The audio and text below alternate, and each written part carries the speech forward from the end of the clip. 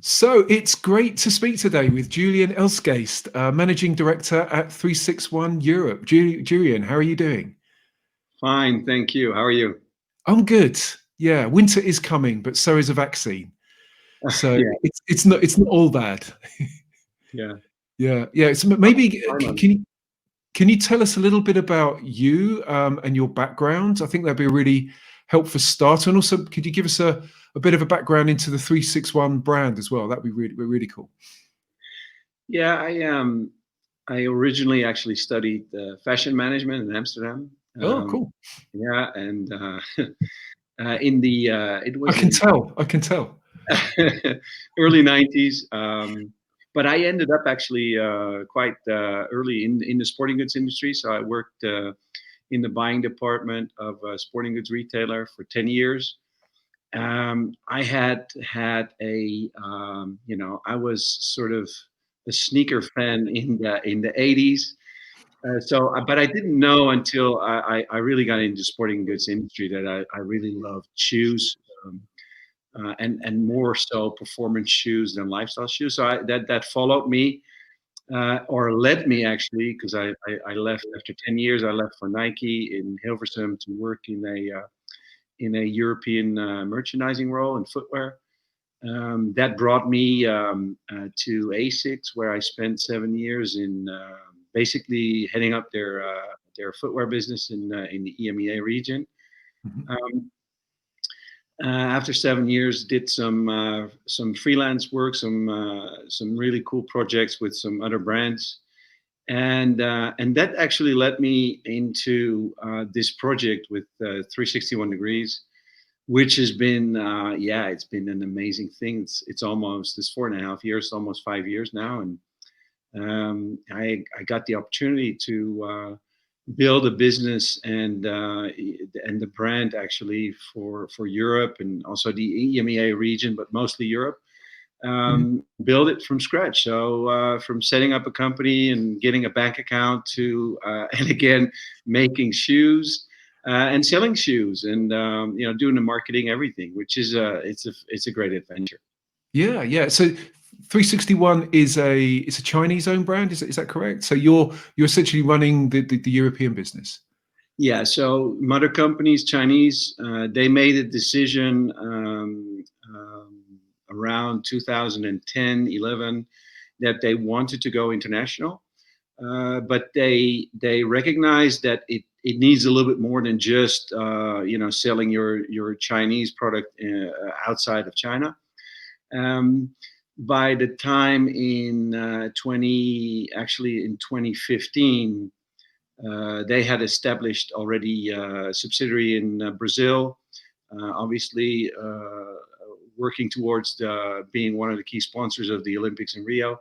They had set up a subsidiary in the U.S. and actually, I was actually asked by the company to search for people who could head up their European business because I was not interested in the first place.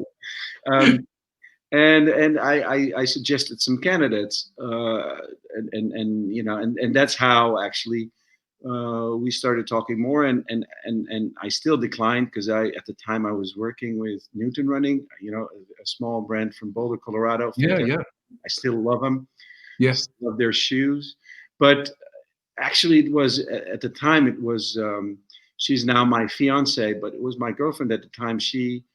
She actually told me, she said, you've been complaining about all these companies that do everything wrong and you could do it better. And now someone's asking you. So you should do it. And actually, that made me think. It was overnight. I thought, she's right. Who, who will get a chance that a company asks you to, build everything from scratch? You only get that chance once in a lifetime. So that's when I took it. She told me, take it. I did. Um, and the difference is basically it's the mother company. There's two things that they take care of for us. First of all, is financing. So I don't need to go to a local bank here. I have the financing structure from the mother company. And the Mhm. other thing is we have the factory. So the company owns their own factory, which really is super helpful if you're in the business of developing, and then producing a high performance product. And coming back to your question, they wanted experts from the industry to build product and also build the plan to market and sell the product. And that's what we do, and we do it together actually. So it's a global team. We have a team in the U.S. in Southern California.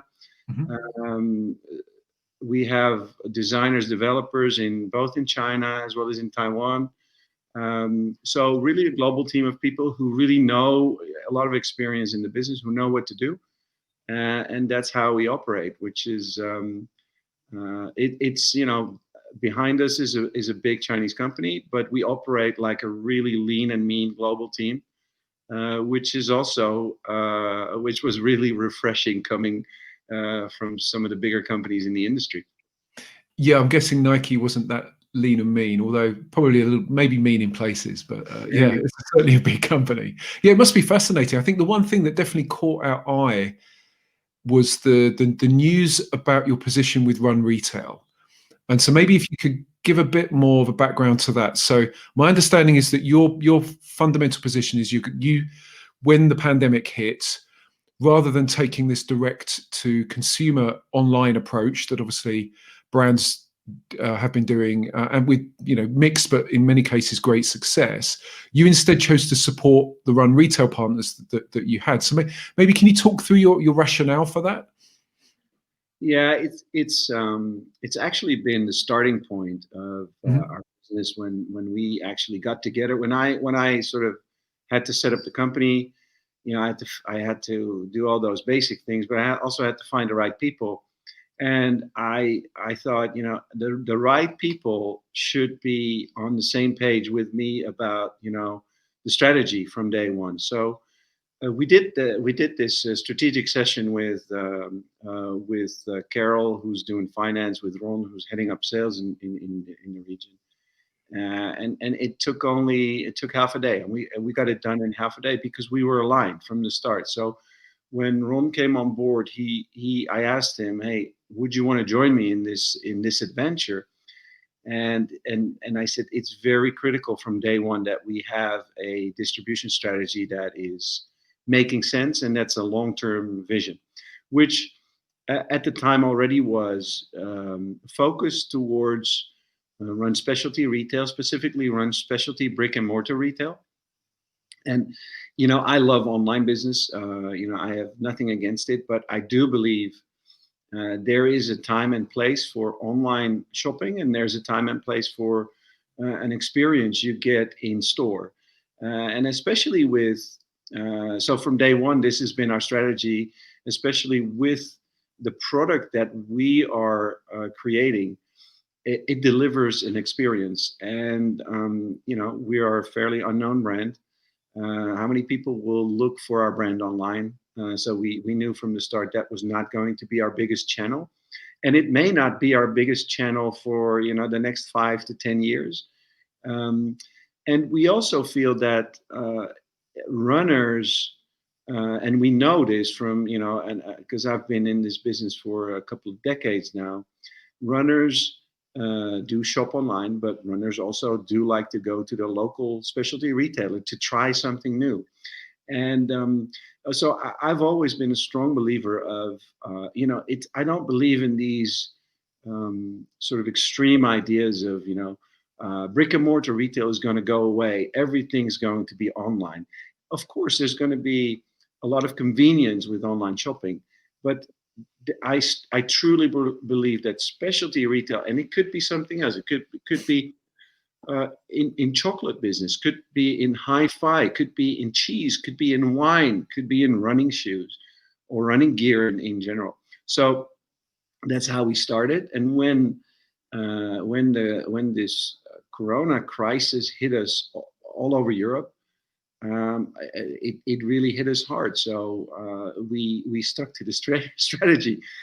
We have an online shop, 361europe.com. You'll first be able to find your local dealer. Then you find all our products, and they're available.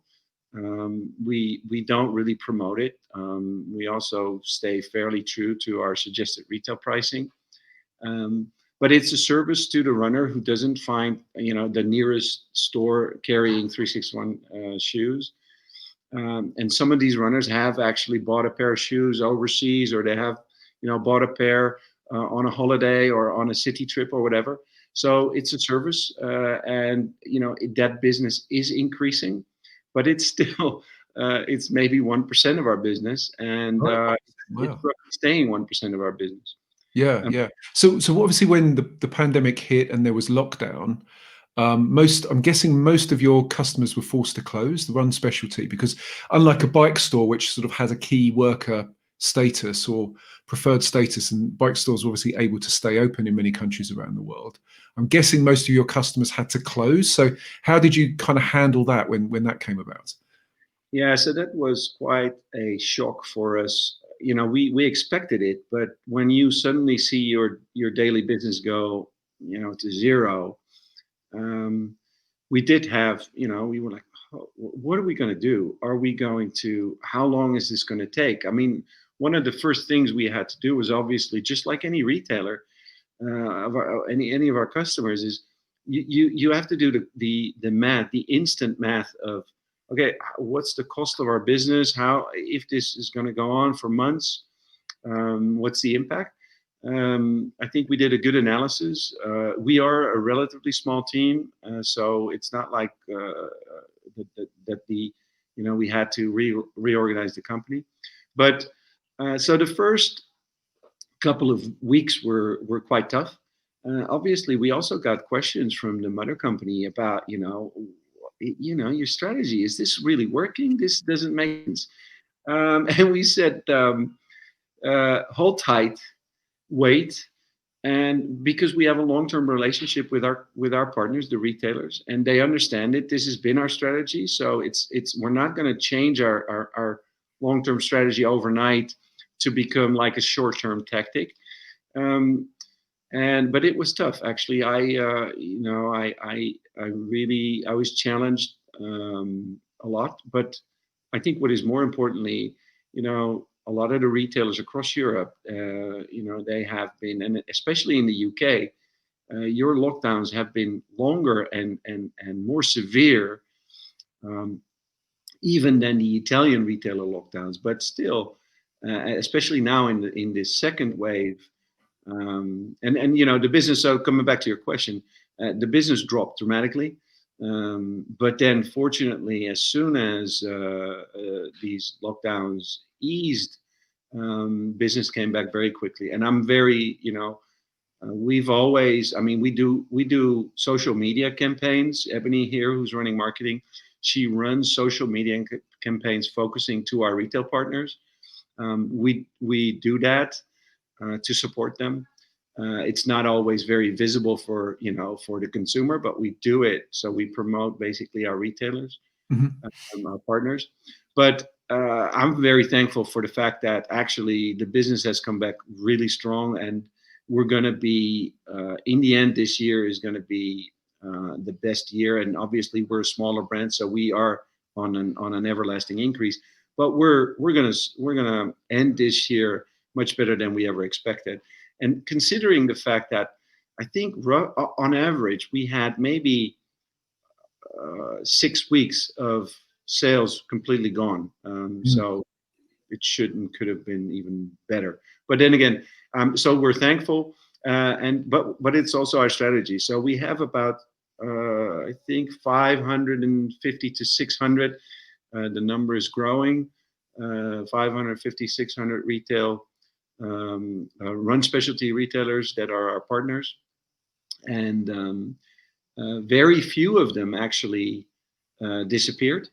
And also, even though some had a really tough time, most of them across all the countries have, in the end, had a better year than before. That's really encouraging. I think that, as you say, with the challenges that retailers have had, it is surprising that most have come through this. I suppose as we go ahead, and this is probably related to general retail, what we're certainly seeing in many countries around the world is that physical bricks and mortar retail is definitely bearing the brunt of the economic brunt of the COVID crisis. So with this sort of consumer shift to online, and I totally agree with you that there's a time and place for online shopping. There's a convenience aspect, and I think that you're right. Whether it's chocolate, cheese, or fine wine, or fine running shoes, that it's having that in-store experience, and also fit, making sure that the shoes fit properly, and so on. But undoubtedly, consumers have shifted online. There's that mindset. Do you worry about that at all? Do you worry that there's a sort of looming threat out there with this shift to online? And I suppose related to that, how do you plan to continue this support of running retail in the months ahead? Yeah. Well, first of all, I think there is. I mean, you just have experienced the bankruptcy of the Topshop and what was it? Yep. The other group. I think, and we know this obviously from some of the bigger sporting goods chains across the distribution. The problem is starting to appear in that basically in that midsection of retail. And I think, and I've always been, my dream as a kid was to once open a store. I'm 47, turning 48 very soon. It hasn't happened yet, but it's still my dream, right? So, because I mean, I think in the end, and it sounds very cliche, and it sounds very, the word is used so much, but I think local running communities used to be the track and field club. Everyone was a member of the club, and everyone was a hardcore runner, and runners were fast. But those days are completely changing, and I think, especially with what happened in 2020, more people than ever run, but they run for completely different motivations. They run for their health. And obviously, their first pair of running shoes they bought very cheap online or very cheap somewhere else, and they got injured, and they go to the doctor, physiotherapist, and they say, first thing you need to do is buy a real pair of running shoes. And actually, the advice will always be the same. The advice will be you have to buy the right pair of shoes, and you have to have someone give some proper advice. And the best place to go is a running store. So I think that has proven, and you hear it all the time, the corona crisis has made it very clear that industries and businesses that were already in trouble are going to be in more trouble, and the ones that actually were doing well are going to be better. So I truly believe Run Specialty is in a very good place. If you are serious about your business, and I think there is maybe two types of retailers today. There may be the retailer that is looking at retirement, which is potentially not having their online store at all, not having any online presence, maybe still tied only to the track and field club. But I think there's a lot of retailers these days who are much more active on social media, much more locally active with the wider audience that is running for their health. And I think that is the future, because it sounds philosophical, but this crisis has also taught us that many people are alone and many people feel lonely. And so coming back to my idea of retail is not just a store, but I would love to explore the idea of a gathering place for runners, and make it very practical here. A lot of people, and specifically women, don't feel safe at night. Don't want to run on their own at night. Running clubs at night. Why couldn't they start from the local running store? That's happening, and I think that will be stronger. I think there will be more of a how do you say, a mixing of whether it's retail and activities, especially also in the inner cities. I don't know if this is. I think this is also very much a global trend, or at least in Europe. Yeah. The inner city stores, the function is completely changing. So I guess again, it sounds philosophical, but I still dream about this, and I think there is a future. And the numbers tell me that there is a future because these retailers have done well. They have been able to grow their business. So yeah, I think that's great, and I think we're. I mean, uh, end of the day, we're in we're in the best possible business that we could be because we're about we're serving people who want to feel good, doing a good thing, being outdoors, living a healthy lifestyle. That's Yeah. so Yeah. So do you think you'd have a 361 degrees concept running store? Is that something that you'd ever do? Or would that be a conflict with your existing retail partners? tell you, it's my priority number one. But my team every day tells me that first we have a lot of other things to do. So I know I'll never get to it. I'll never get no, but it's not. I mean, strategically, we've made our decision, right? So strategically, we made that decision a long time ago. We're building a brand and a business, and we're building it together with our preferred retail channel.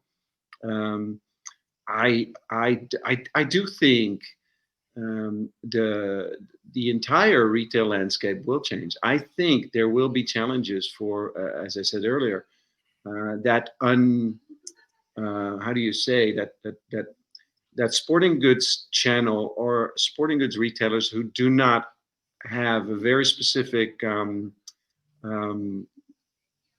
differentiating factor, they'll have a hard time. Yeah. They'll be crushed by the big companies because the big brands will define their merchandise planning, and they will say, okay, this is going to our first tier brand store. That's the second tier. This is going to our factory outlets. And by the oh yeah, this is going to you. And I think that doesn't help those retailers. So I think that yeah, there will be and there will be an ever increasing share of online business. Um, but it's also true that I have a lot of respect for some of the big brands. They do an amazing job in focusing on the end user or on the consumer, which I think is really smart. Um, but that also means that they are skipping a big portion of the distribution. I do feel that when you as a consumer, and the word consumer maybe is also not the right one, but as a runner, let's say we're in our as a runner, um, you also want to sometimes go to the local connoisseur and find something new and discover something, and it will also happen online, I think. It's going to be a mix of distribution channels. um, I don't. I do think. I think the challenge will be how many channels can you actually enter to keep growing, right? So we are so small. Every new retail partner is we celebrate is a win for us.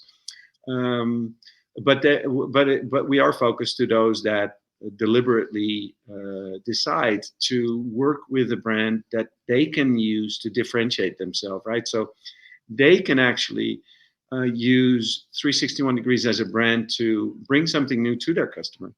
And the ones that are successful with our product are actively selling the product because they're not so much taking a risk of being criticized by some of the end users that that their price is unfair. I think that's also what I'm a big promoter of.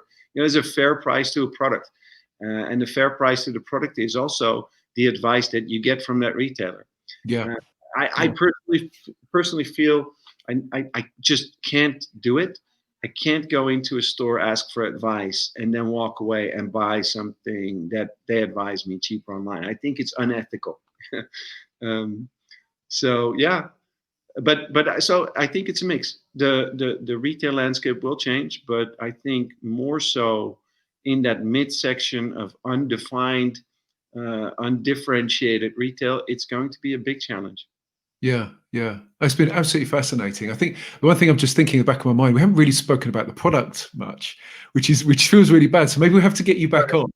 We have to get you back on, and we'll talk a bit more about the product, because clearly you've got a product that's running out of stores, which is clearly a great success. So yeah, maybe if that's okay, we'll have you back on to talk about new shoes. So do you, I suppose on that as a final question, do you have many new shoes in the pipeline that you can kind of tease a bit about at all? Yeah, there's a lot of stuff coming, and first and foremost, we focus on 90% of the runners. So we have been focusing really on, the stable shoes and the neutral shoes, and then for a variety of runners. So we have I'm personally deeply involved with creating the product. So I'm not only at the starting point of design development, but also in testing, and then also in the finalization and even selling. So normally I spend a lot of time on the road, visiting retailers, running with retailers. But end of the day, we're trying to build every shoe with a different running experience, right? Every shoe should bring a solution to the runner.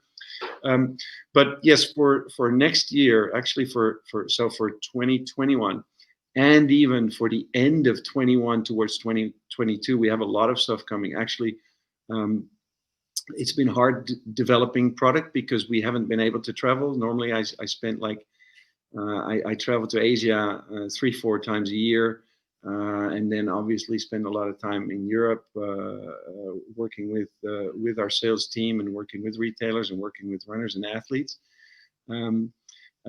So development has been a little bit of a challenge, but we've managed. We had to come out with, and not my favorite topic, but we had to come out with a carbon shoe because carbon is the magic word. So our sponsored athletes, obviously they wanted it. We were working on it, but maybe it was not so much my personal priority, because most of the runners that come to the stores that we serve do not really ask for a carbon racing shoe, but it will be there very soon. That's a topic that could take another couple of hours to discuss, the why and how and where it came from and how this became such a hype. But no, but we have that. But more importantly, actually, I think we will come out with a number of new platforms that deliver different running experiences. We're also doing more trail shoes. We're going more into the Explorer category, which is more about hiking.